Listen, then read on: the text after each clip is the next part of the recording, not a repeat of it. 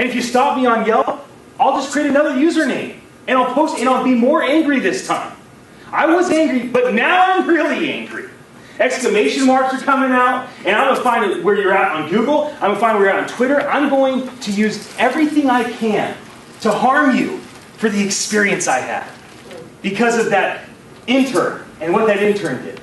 Or because of that one low-level employee and how they treated me. Or because, someone died in your family and it just wasn't a good day for you. And I can't even be sensitive to the fact that some people don't always treat me perfectly. And so I'm going to go complain. It's gotten so crazy in today's world that this last week, a guy was upset that an airline lost his luggage. Not only did he post something on Twitter saying, "Don't use this airline, they'll never be able to find your luggage." He actually spent $1,000 and bought advertising on Twitter. Every single time a person typed in that airline's name, his tweet went up on top of everything. It was extremely damaging to the organization. All of the news outlets picked it up. And so from a business perspective, what a scary time. But we're all people. And from a consumer's perspective, what an exciting time. Wow. We have a voice. We can be heard like never before. I look at these young people in elementary school, these young people in junior high, and I think about the impact they can make on the world today. I think about the impact of grabbing an iPad and looking in the videotape and saying whatever they want to say and posting a YouTube video and actually having a voice.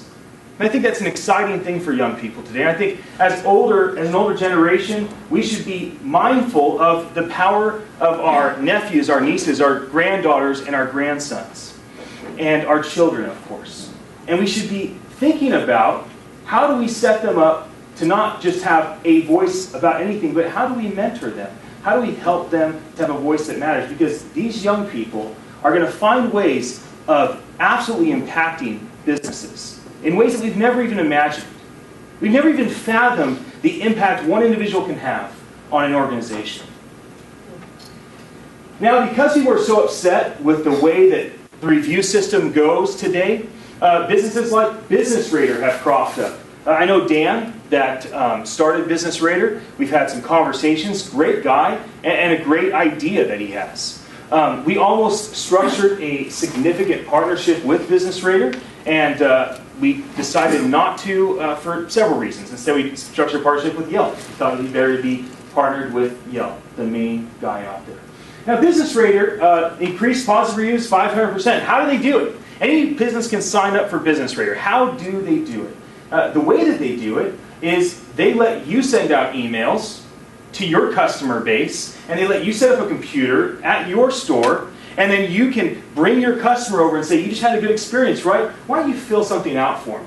And we'll enter you into a $50,000 raffle. Send an email. Please review us. If you do, if you don't, you're still entered to the $50,000 drawing because you can't combine reviews with a reward. That's illegal. It's fraud. It's a very serious offense. So don't do that. But they've set it up in a legal way so that way they could say, "Hey, we're going to enter you into a $50,000 drawing if you want, no matter what you do. But we'd love a review. Of course, you want a 5-star review." And people oblige. They do it. And so this is a way that they've collected lots of reviews, and then they put this review page on Google trying to compete with the other sites. But here is the reality check. Yelp. Real people, real reviews. Is Yelp a perfect system? Not by any means. Not only is Yelp not perfect, and in many ways so very, very frustrating, but the employees at Yelp are certainly not perfect. And now, the CEO, Jeremy, great guy, great passion. He saw a real issue in the market. He was from PayPal. Most of the executives from Yelp came from PayPal. And basically a bunch of guys got together and said, "We're so frustrated. We don't know if the business is good or not. We go to London, we go to Los Angeles, we go to San Francisco. Who do we trust? Where do we eat? What hotel do we stay at? Where do we rent a car at? Where do we go shopping for clothes? We don't know. Because people are writing fake reviews. Worse than that, one business is writing a bad review about another business. And then all this stuff is going on that just makes it unreliable. And so he thought, well, let's start this system. Now, this is not the exact story, but this is pretty close to what had happened. So let's launch Yelp. Let's leverage Google. We'll get reviews, and then Google started posting these reviews. Now, what happened from there is it became just explosive. It became a movement. And people started volunteering with Yelp. Oh, I'll volunteer 5 hours a week. I'll volunteer 20 hours a week. Man, I'll volunteer full time. Let's gather people up. Let's teach them how to use Yelp. Let's get people to really start posting real reviews. And as that starts, they created a filter system.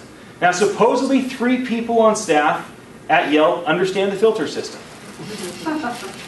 The CEO says, I do not understand our filter system. There are some protective elements why they do that. Number 1, to protect from being sued. Because if they know how it works, and there's a kink in the system, and they can be proven, then they can be sued for damages to businesses. The system is not perfect. The reality is, every business is pretty much a 4-star business.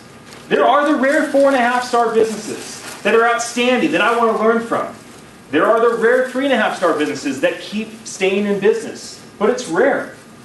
And if you're a 3-star business or below, you're not going to make it. The doors will close if they haven't already.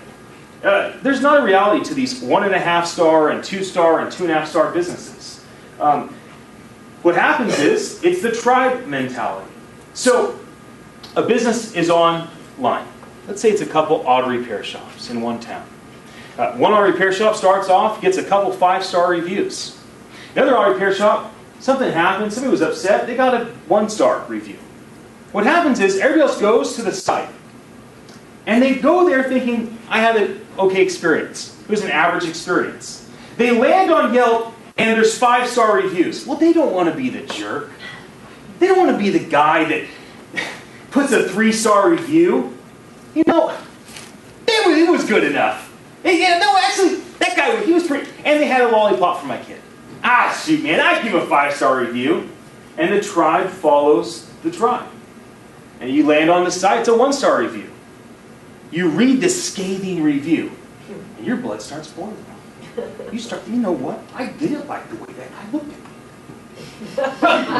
They haven't painted their building for a couple years. Their floor was dirty. You know what?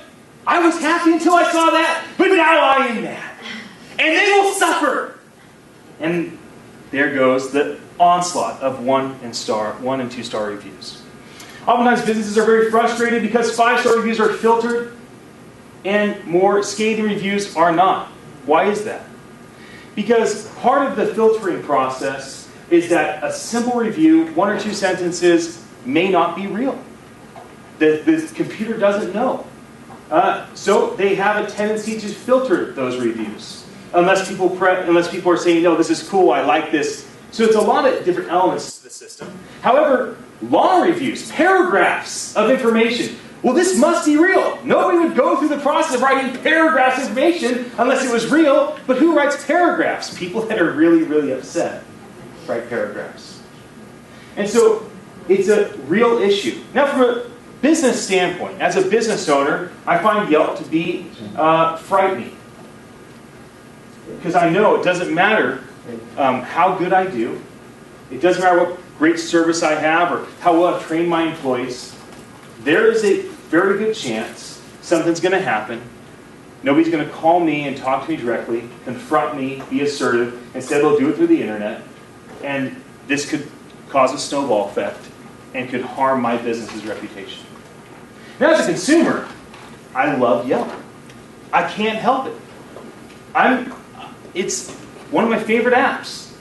I like Yelp on my phone. I like Yelp on my computer. I like Yelp on your phone.